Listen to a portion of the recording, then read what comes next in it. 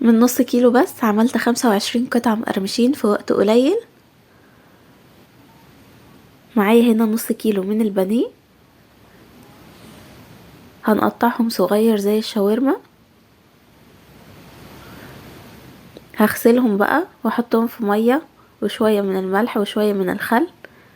هو ازيد من النص بشوية، فانا حطيت 2.5 من الفينو. هقطعهم كده وهضربهم في الخلاط، هفرمهم ناعم. بعد كده هغسل بقى البانيه تاني وهحطه في الخلاط يتفرم كويس قوي، وهضيفه على الفينو.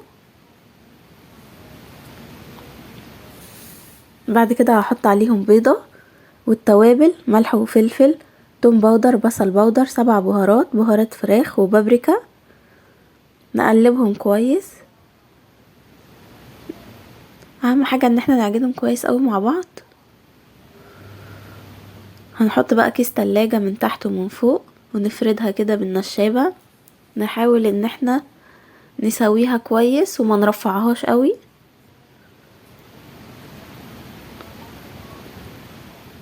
كده خلاص فردتها. هحطها بقى في صينية واحطها في الفريزر، واهم حاجة ان احنا نقفل الجوانب عشان ما تنشفش. ساعتين في الفريزر. بعد كده هطلعها، هقطعها بقى قطع. احاول ان احنا برضو نسوي القطع تبقى نفس المقاس.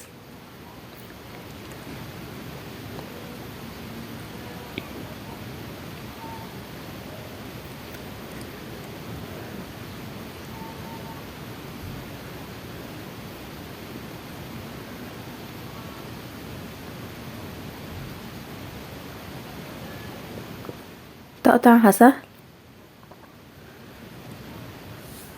معايا بقى هنا كوباية من الدقيق، عليهم معلقتين نشا وملح وفلفل وتوم باودر وبصل باودر وبابريكا، وربع معلقة بس من الشطة. وهنا كوباية مية عليها 3 معالق من الخليط الدقيق اللي احنا عملناه، وشوية من البابريكا والشطة. لو مش حابين ان انتوا تضيفوا شطة ممكن ما تحطوش خالص الشطة. وده كريسبي. هنحط بقى قطع الفراخ اللي احنا عملناها في الدقيق الاول، وبعد كده المية، وبعد كده الكريسبي. خطواتها سهلة جدا.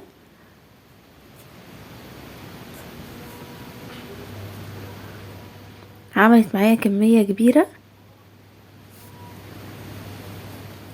احلى من الجاهزة بكتير.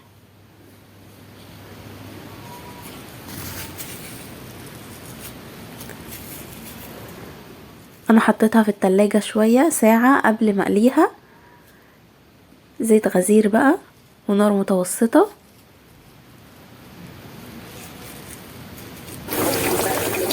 مش هنقلبها غير لما تاخد لون الاول. هعرف ان هي استوت من الجناب كده، هتلاقيها غمقت شوية، خدت لون.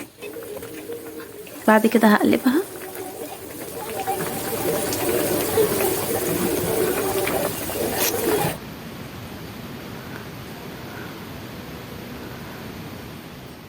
طبقة متماسكة ما وقعتش.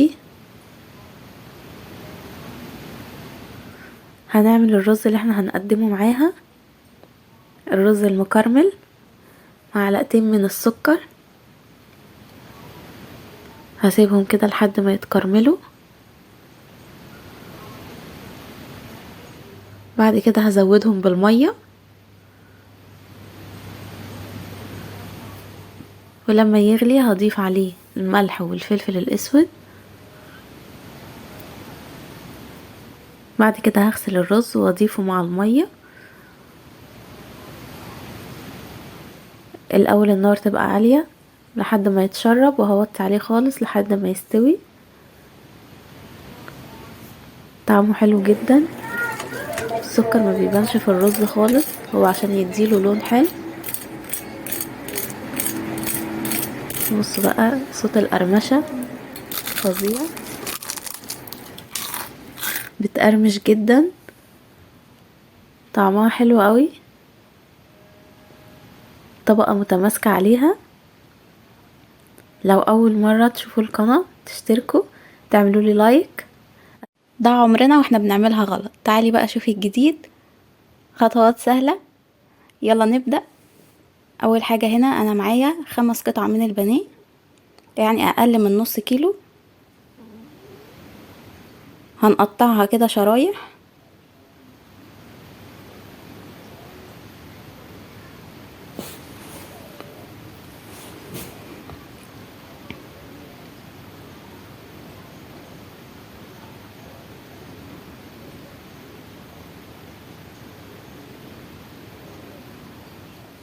بعد كده هنحطهم كلهم في بولة. هنضيف بقى عليهم التوابل: بصل بودر، بابريكا، 7 بهارات، ملح وفلفل اسود،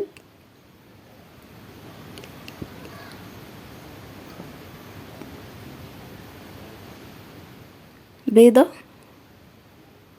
هنقلب كله مع بعض.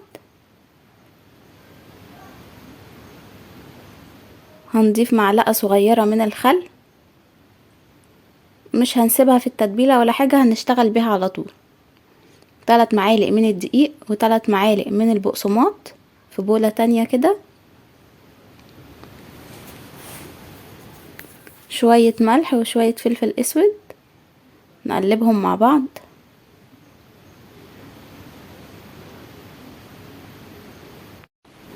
هنحط بقى قطع الفراخ في الدقيق والبقسماط كلها كده مرة واحدة، وهنقلبهم مع بعض لحد ما كل القطع تتغلف كويس. أكلة سريعة جدا، ولا تقعدي بقى تعملي البانيه واحدة واحدة. شوية زيت كده صغيرين في الطاسة، وهنحط فيها القطع اللي احنا قطعناها.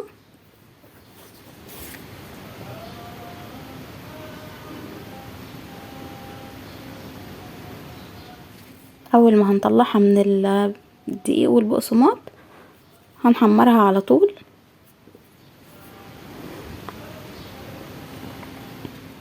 ما نقلبهاش غير لما تاخد لون. بصوا بقى، خدت لون حلو قوي. اول ما تاخد اللون الذهبي ده هنطلعها على طول.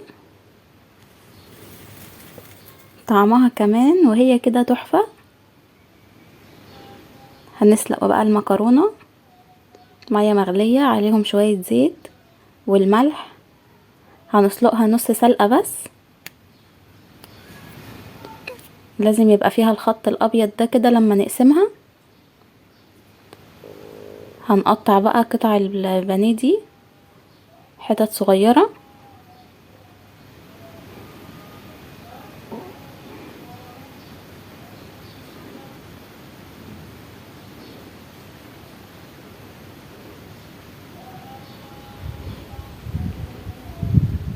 هنجيب صينية ندهنها شوية من الزيت، دهنة حلوة كده من الزيت.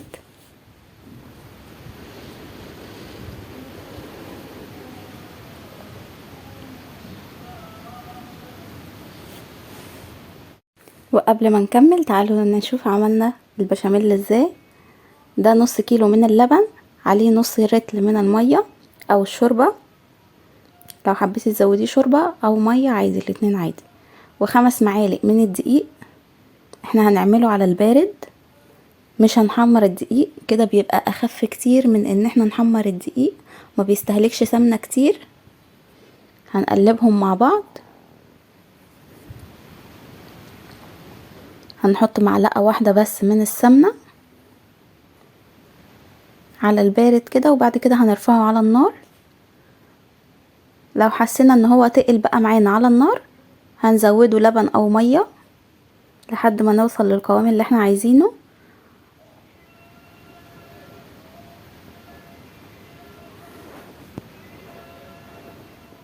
اول ما يغلي كده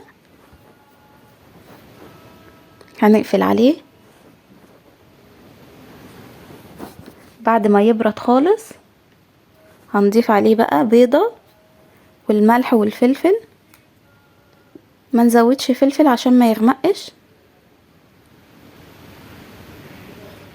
قلبهم تاني مع بعض. هنحط بقى شوية من البشاميل نفردهم في الصينية.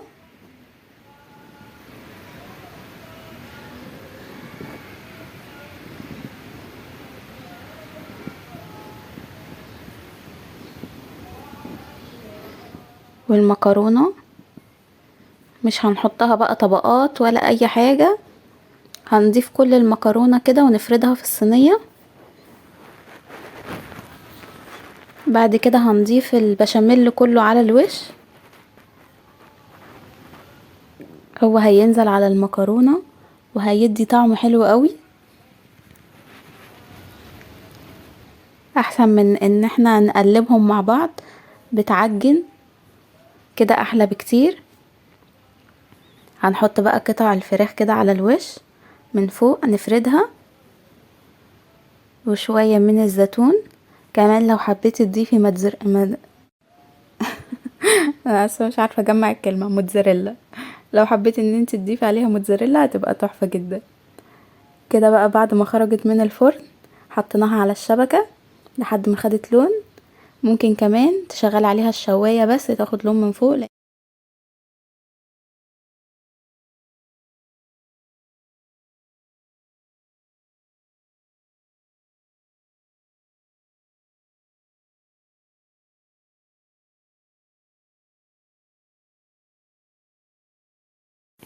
كيك اقتصادي جدا، كيكة شوكولاتة من غير لبن ومن غير بيض، من غير فرن كمان، مكوناتها بسيطة جدا، طعمها حلو قوي، تقدري تعمليها في اي وقت.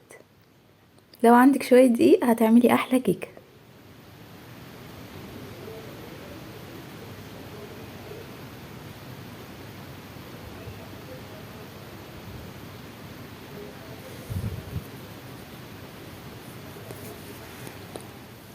اول حاجة هنا انا معايا كوباية من السكر، هحط عليها كوباية من المية المغلية، وهدوب في الكوباية دي معلقة من القهوة. الناس اللي بتحب القهوة هتحب طعم الكيك دي قوي، لو ما بتحبوش القهوة ممكن تستغنوا عن الخطوة دي، ما تحطوش معلقة القهوة، هتحطوا مية المغلية بس على السكر.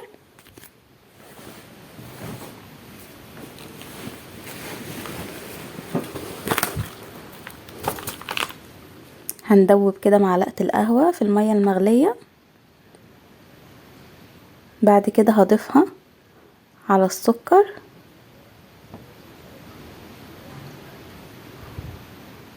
مش هنحتاج ان احنا نعملها في الخلاط، المية السخنة هتدوب السكر. نقلبهم مع بعض كويس.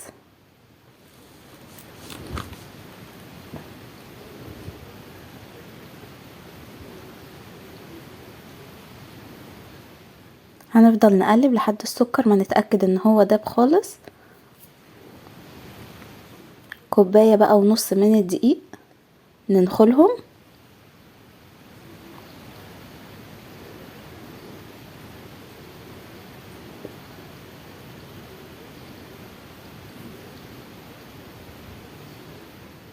معلقة كاكاو.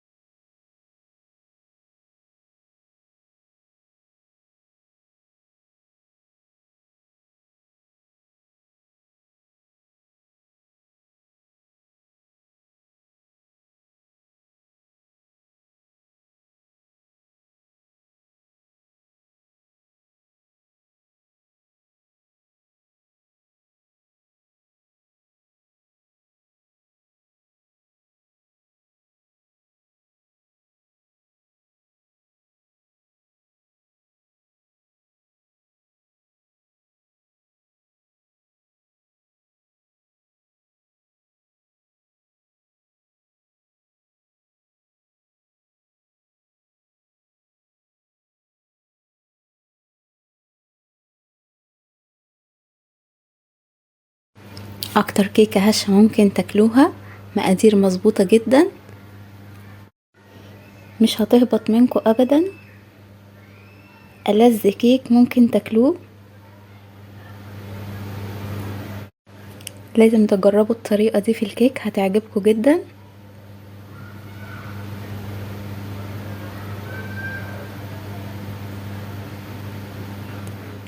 اول حاجة هنا انا معايا 2 من البيض. كل المكونات دي هنحطها في الخلاط. كوباية سكر، كوباية لبن، نص كوباية من الزيت، هنضربهم في الخلاط. هنفضي الخليط ده في بولة.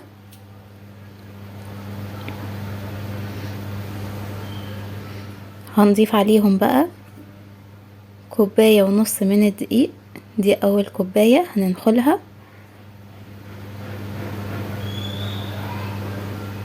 الخطوة دي مهمة جدا ان احنا ننخل الدقيق.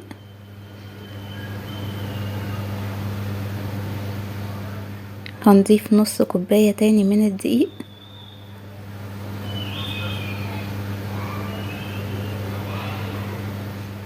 لو في اي حاجة مكلكعة في الدقيق كور كده هنشيلها. كمان بتدخل للكيك هوا عشان تبقى هشة من جوه. ضفنا معلقتين من البيكنج باودر وكيس من الفانيليا. بصوا الدقيق بقى بعد ما اتنخل بيبقى شكله عامل ازاي. هنقلب بقى الكيك.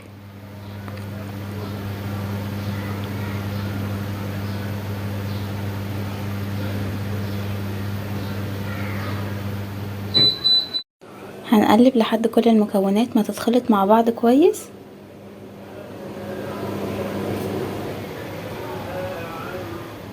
لو حسينا ان القوام خفيف شوية هنزود شوية من الدقيق.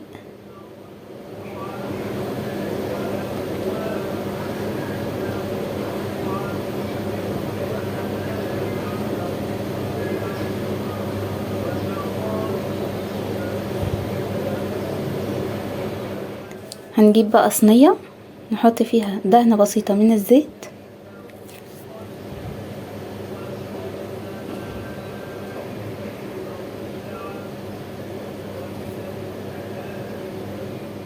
هنكون مسخنين الفرن على درجة حرارة 180. بصوا بقى الخليط مظبوط جدا.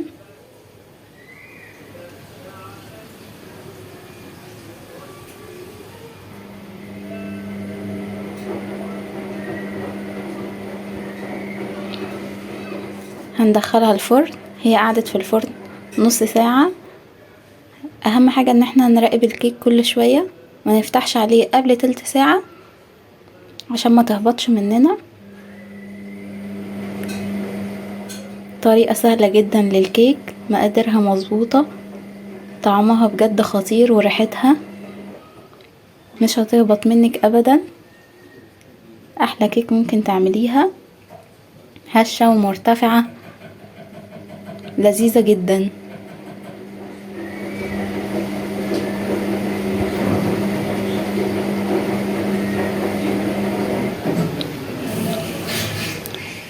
اتمنى الوصفة تكون عجبتكم. لو عجبتكم متنسوش تعملولي لايك. لو لسه ما اشتركتوش في قناة الطبخ مع أميرة تشتركوا. اتمنى تجربوا الوصفة وتقولولي ايه رأيكم. ان شاء الله تعجبكم جدا.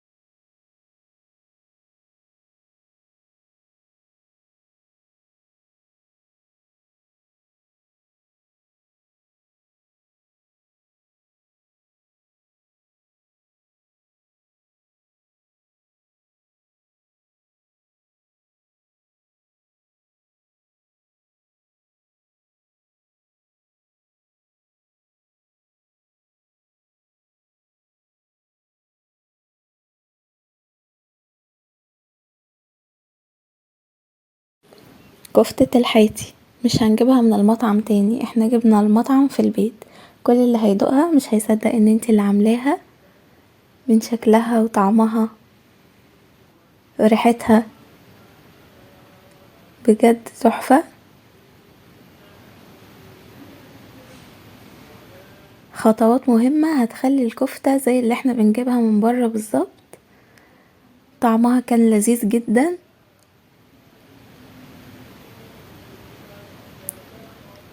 اول حاجة انا معايا هنا نص كيلو من اللحمة المفرومة وما يكونش فيها دهون كتير، بصلاية وسط، فلفل رومي احمر وفصين توم وعودين كزبرة. هضرب البصلاية في الخلاط وهصفيها من المية كويس، وهنخلي المية مش هنرميها، والفلفل برضو.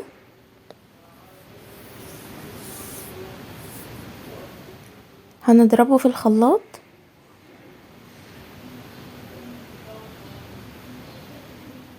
وهنصفي ميته مع مية البصل.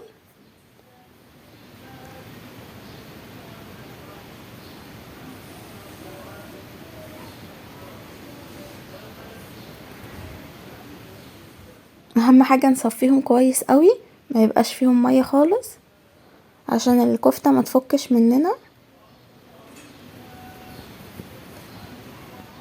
هنحط بقى على اللحمة المفرومة البصل والبقدونس متقطع وفصين الثوم والفلفل، نعجنهم مع بعض كويس بايدينا.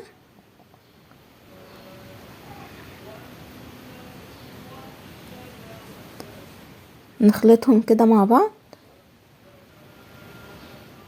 وبعد ما هنخلطهم مع بعض هنحطهم تاني في الخلاط لحد ما تجيلنا كده الخليط زي بتاع الكفتة اللي احنا بنشوفها في المحل بالظبط. شايفين اللون بقى عامل ازاي؟ هنضيف عليها بقى التوابل. اول حاجة 3 معالق من البقسماط الناعم،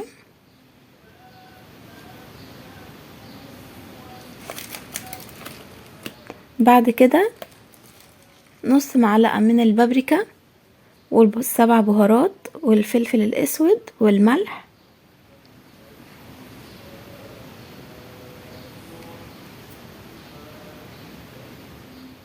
ومعلقتين من خلطة كفتة الحاتي. لو مش عايزة تحطيها ممكن تستغني عن الخطوة دي، بس هي بتديها ريحة وطعم حلوين جدا. معلقة سمنة. نخلط كل ده مع بعض تاني كويس.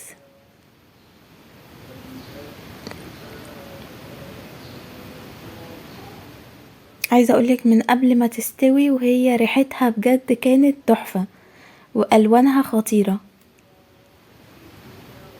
هنجيب بقى صينية ندهنها كده بمعلقة سمنة،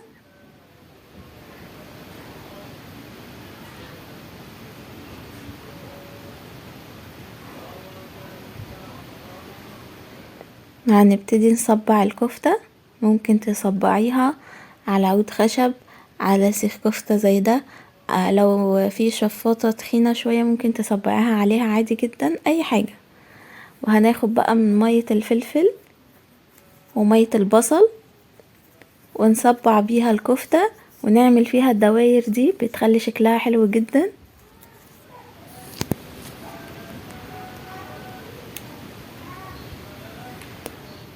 كمان بقى مية الفلفل دي هتدي لون حلو قوي للكفتة، وكمان بتديها طعم، يعني مش لون بس. احنا محطناش صلصة خالص، وهتشوفوا خدت لون حلو ازاي. هصبع بقى كل الكمية اللي معايا بنفس الطريقة. النص كيلو من اللحمة عمل 10 صوابع من الكفتة، بس ده حجم كبير، ممكن تصغري الحجم شوية وهيعمل معاكي كمية اكبر.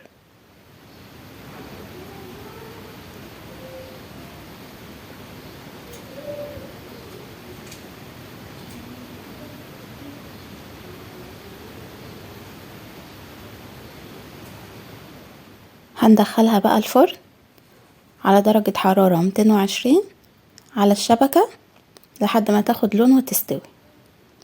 هنعمل بقى رز بسمتي مبهر، معلقة كركم، معلقة كاري، ليمون مجفف، وعود من القرفة،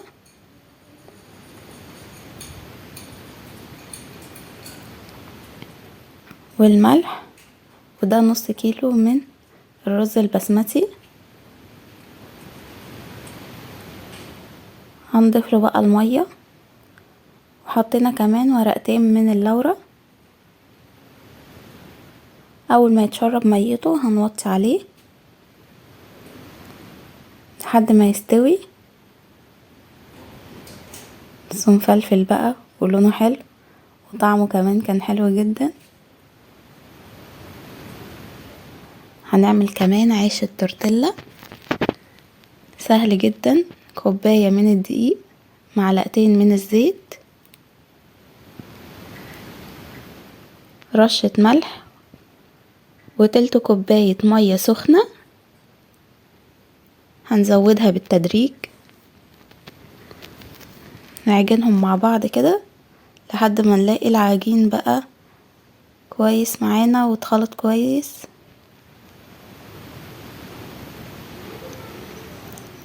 لحد ما العجين يبقى بالشكل ده هنعمله على 3 كور كده. كوباية الدقيق بتعمل 3 من عيش التورتيلا.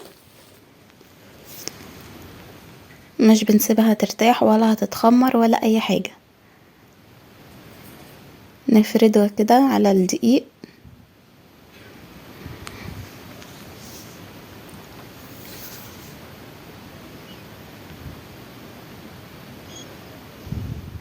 سهل جدا.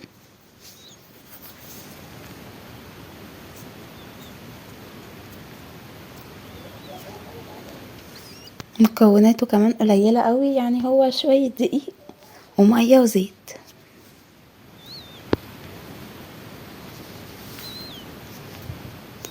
هنحطهم بقى على طاسة على نار وسط.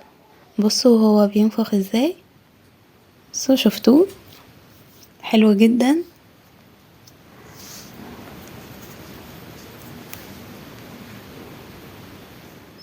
انا مش دهنة اي مادة دهنية على الطاسة. هنقلبه على الوشين لحد ما ياخد لون ويستوي وهنطلعه. بصوا بقى الكفتة وجمال الكفتة وطعامة الكفتة، بجد طعمها كان حلو قوي. ان شاء الله تجربوا الوصفة دي وتقولولي رأيكم ايه. هتعجب كل اللي هيدوقها.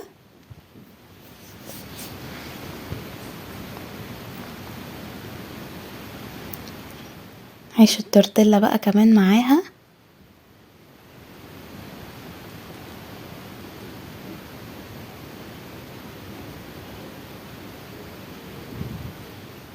بجد الأكلة دي طعمها حكاية. ولا نطلب بقى حاجة من المطعم ولا أي حاجة، ده أنضف وأطعم بكتير من اللي احنا بنجيبها.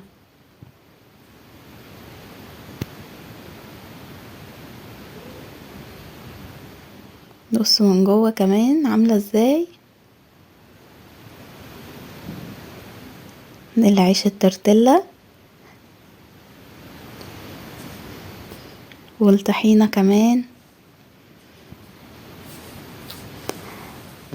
اتمنى بقى ان شاء الله تكون الوصفة عجبتكم، ولو عجبتكم ما تنسوش تعملوا لي لايك. لو لسه ما اشتركتوش في قناة الطبخ مع أميرة تشتركوا.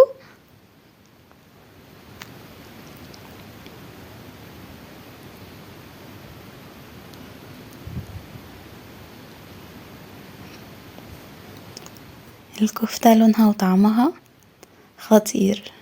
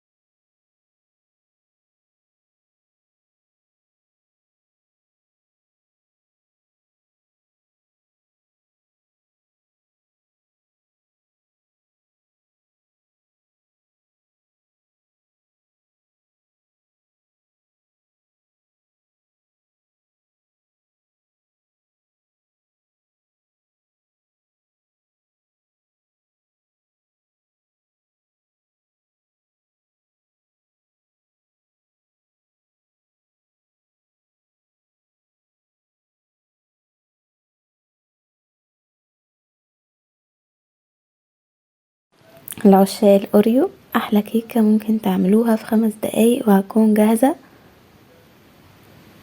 كيك الاوريو كمان معاها الصوص بتاع الشوكولاتة معمول برضو ببسكوت اوريو، هيعجبكم جدا، طعمها بجد رهيب، مبتاخدش وقت خالص.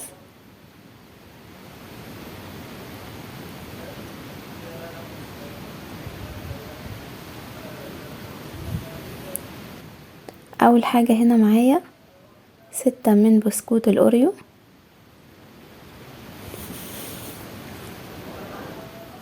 هنحط عليهم 6 معالق من اللبن،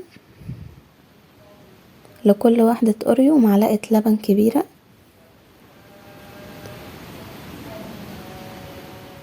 هنكسر بقى الاوريو،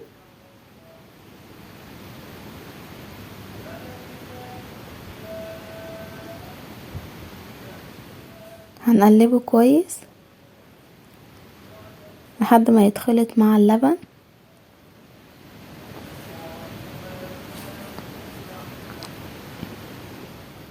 يبقى بالشكل ده. هنحط بقى معلقتين من الدقيق، معلقتين كبار، نص معلقة من البيكنج باودر،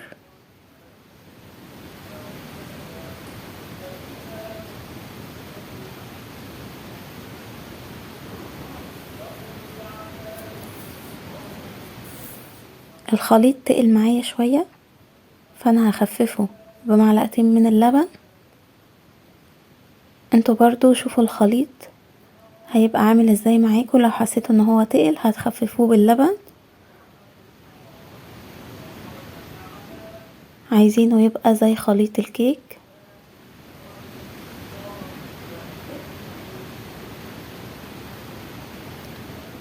بس كده هو ده القوام المظبوط.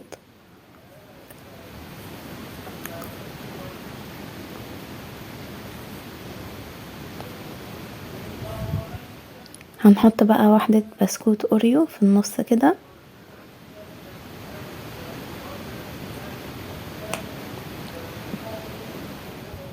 هنعمل بقى صوص الاوريو. 4 بسكوت اوريو كسرتهم حطيتهم في الطاسة، وهضيف عليهم معلقة من السكر ومعلقة كاكاو،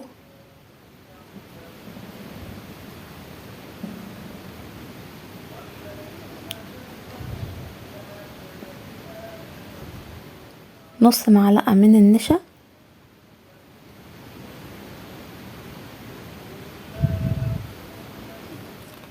اربع معالق من اللبن، وهنحطهم على النار. لو حسينا ان احنا محتاجين نزود برضو صوص الاوريو لبن هنزوده شوية. كده خلاص خرجت من الفرن. هنحط عليها بقى صوص الاوريو اللي احنا عملناه، وهنختبر الكيك بخلة سنان او بالخشبة بتاعة الشيش طاووق. لو طلعت معانا نضيفة ما فيهاش كيك يبقى كده الكيكة استوت. صوص الاوريو بقى طعمه حلو جدا مع الكيك، هنفرده كده عليها.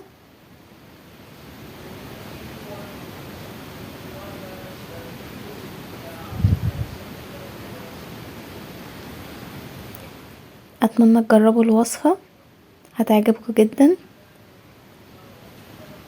ما تنسوش تعملولي لايك، لو لسه ما اشتركتوش في القناة تشتركوا.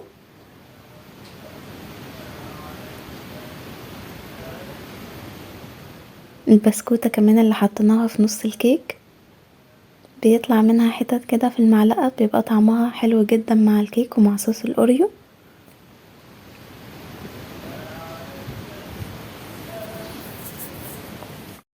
ورق العنب موجود الايام دي بكميات كبيرة وكمان سعره حلو قوي، تقدري تجيبي الكمية اللي انت عايزاها وتخزنيها من السنة للسنة، مش هيجراله اي حاجة.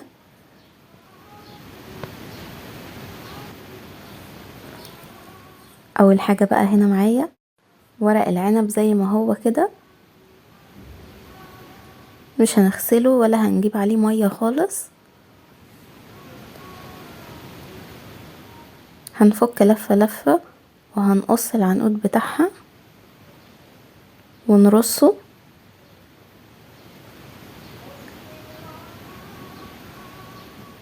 فوق بعض كده.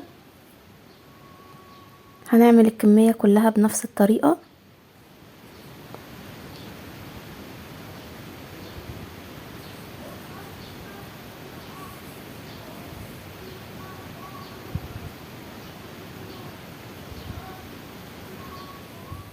هنجيب بقى ستريتش رول، نقطع حتة كده من الستريتش رول نفردها ونحط عليها ورق العنب ونلفها، نضغط عليها واحنا بنلفها عشان نخرج الهواء، ونقفلها كده كمان من الجناب عشان ما يتكسرش مننا لما نشيله من الفريزر.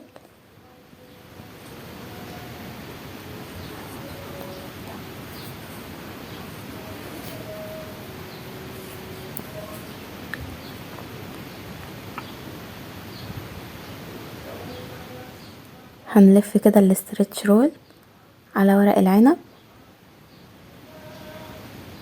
نقفل الجناب كويس.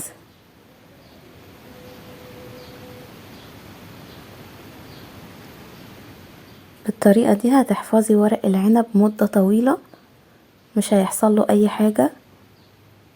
اوقات بنبقى عايزين نعمل ورق العنب وما يكونش موجود. في الطريقة دي حلوة جدا، لو عوزتي تعملي ورق عنب في اي وقت هيكون موجود عندك، ولما تطلعيه هيبقى كأنك لسه جايباه فريش. كده خلصنا كل الكمية، كمان مش هياخد معاكي مكان في الفريزر.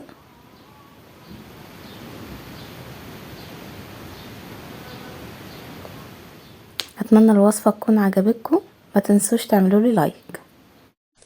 لو قدامك اي كمية من الكرنب هتلفيها في ثواني، بالطريقة دي هتخلصي في وقت قليل، وكمان هقولك على الخلطة اللي هتخلي طعم المحشي حكاية،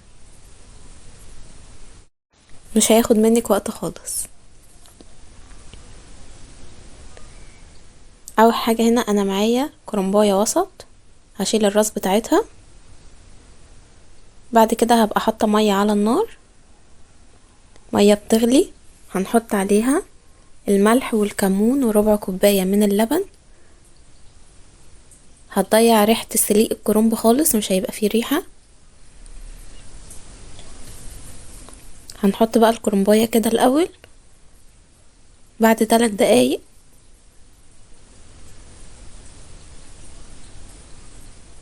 هنقلبها على طول تتسلق برضه من الناحية التانية الوش التاني.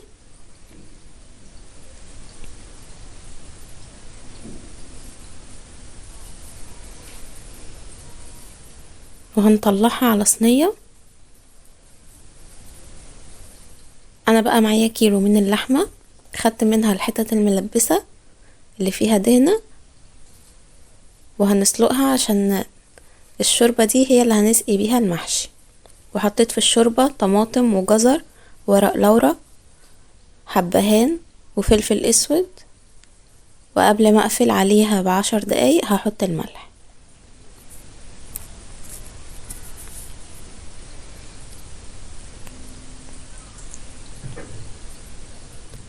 خلاص كده الكرنباية اتسلقت، انا هخليها سليمة زي ما هي كده وهقولك هنعمل فيها ايه. دي بقى قطع اللحمة، اهم حاجة تبقى شرايح رفيعة شوية، استخدمي اي قطعة لحمة تحبيها. هنتبلها بس بالملح والفلفل.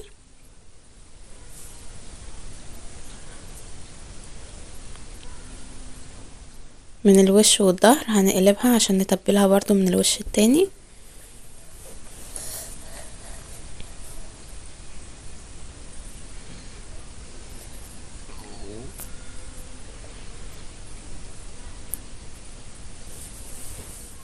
بعد كده على طاسة او جريل اي حاجة هنحط معلقة من السمنة ومعلقة زيت،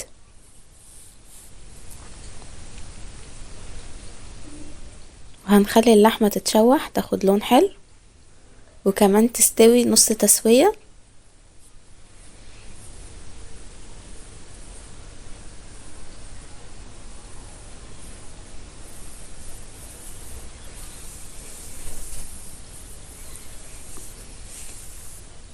لو حابة ان انت تغطيها غطيها، لو مش حابة عادي.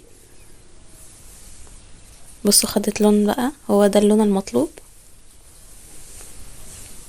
لما بتغطيها بتخليها أطرى وبتستوي أسرع. هنعمل بقى الصلصة لخلطة المحشي، برضو معلقة من السمنة ومعلقة من الزيت،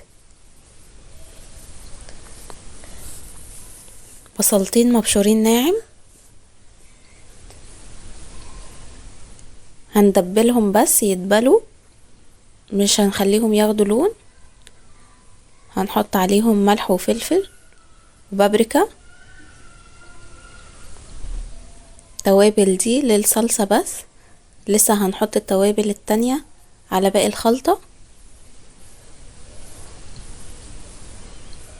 معلقتين من الصلصة الجاهزة ونص كيلو من عصير الطماطم.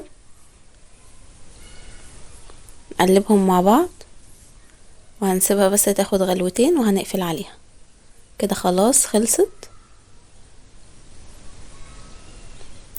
معايا بقى 3 كوبايات رز مغسولين ومتصفيين، والخضرة هنحط 3 معالق من الزيت. الخضرة شبت وبقدونس وكزبرة. لو حسيتي ان الخضرة كتير ما تحطيهاش كلها، لو بتحبي الخضرة كتير حطيها كلها. هنحط بقى الصلصة، وهنحط ملح وفلفل اسود وكمون،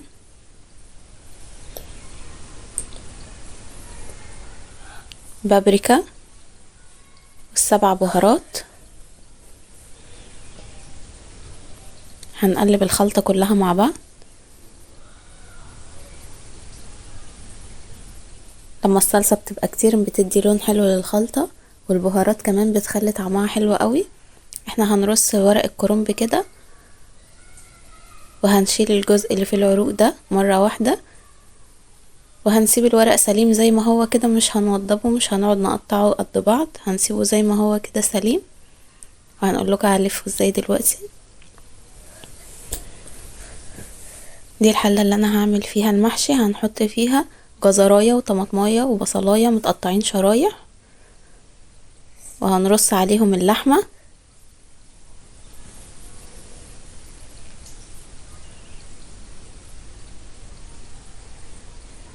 ده الصوص بقى اللي نزل من اللحمة بنحطه كمان معاهم.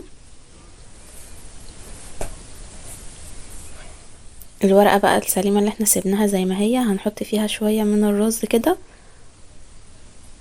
وهنلف صباع المحشي، وبعد كده نقطعها بالسكينة.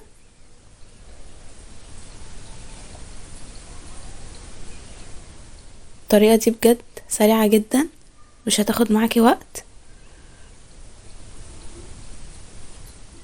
افضل من ان احنا نقعد نقطع الورق قد بعض، بياخد وقت برضو. لكن كده هتقطعيها على طول بالسكينة وتبدأي تلفي وترصي في الصينية على طول او في الحلة.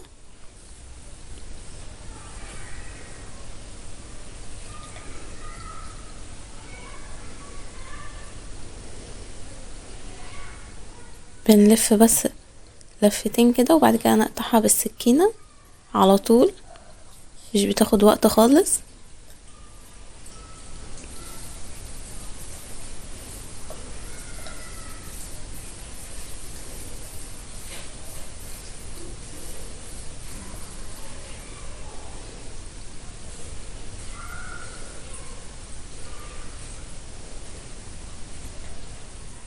هنبدأ بقى نرص في الحلة. الرصة دي بتبقى حلوة قوي، اللي هم 4 بالعرض وجنبهم 4 بالطول، تدي شكل حلو. الشوربة بقى تكون سخنة نسقي بيها المحشي، وما نخليش الشوربة تطلع فوق اخر سطر في المحشي، يعني هو يدوب عند اخر سطر، ما نزودش تاني شوربة.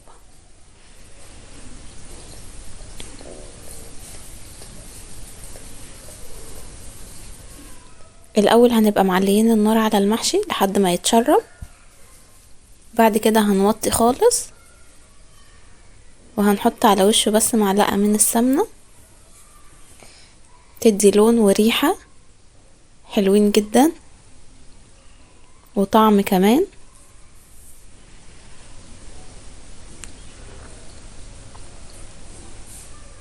عايزة اقول لكم بجد كان ريحته وطعمه جمال جدا.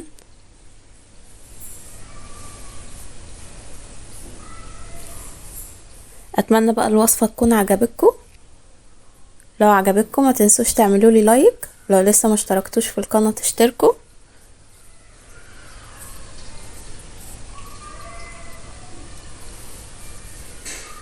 اللحمة مستوية واخدة لون حلو جدا، والمحشي كمان. ألذ طريقة للكب كيك ممكن تعمليها، خفيفة وهشة من جوه، ريحتها هتبقى قلب الدنيا بجد، شكلها حلو، طعمها كمان جميل قوي. كوباية ونص بس من الدقيق هتعملي 20 واحدة من الكب كيك. اول حاجة معايا 2 من البيض في الخلاط، نص كوباية من السكر، نص كوباية من الزيت ويفضل زيت نباتي، كيس من الفانيليا، نص كوباية من اللبن. هنضربهم بقى في الخلاط كويس لحد ما كل المكونات تتجانس مع بعض. هنفضيهم في بولة. كوباية من نص من الدقيق ننخلهم كويس، دي اول كوباية. بعد كده هنحط النص التاني من الدقيق وهنحط معاهم معلقة ونص من البيكنج باودر.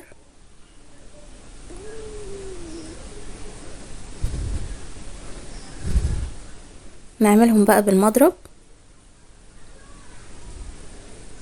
لحد ما كل الخليط يتجانس مع بعضه. القوام هيبقى بالشكل ده، ده القوام المظبوط للكب كيك. هنملى الكب كيك نصها بس عشان لسه هتنفش في الفرن.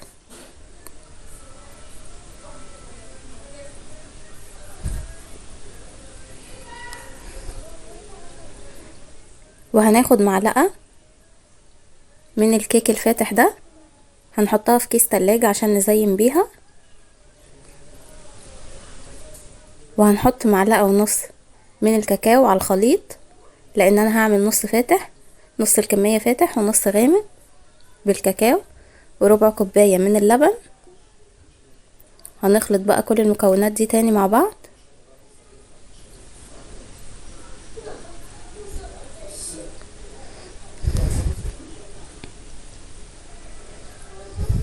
وهناخد برضو معلقة من الخليط ده نزين بيها، نحطها في كيس تلاجة.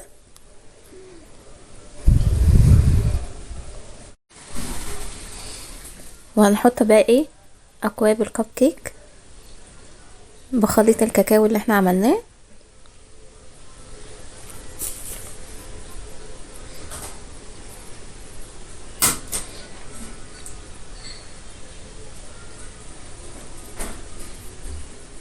هنشغل الفرن على درجة حرارة 180 يسخن.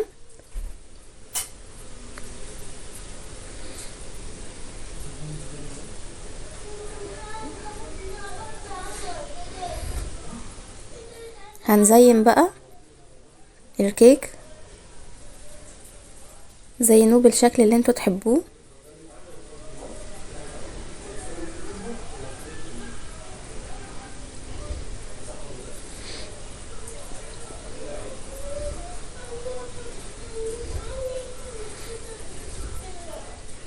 خطوات بسيطة هتطلع معاكي الكب كيك ممتاز وهش، طعمه حلو جدا.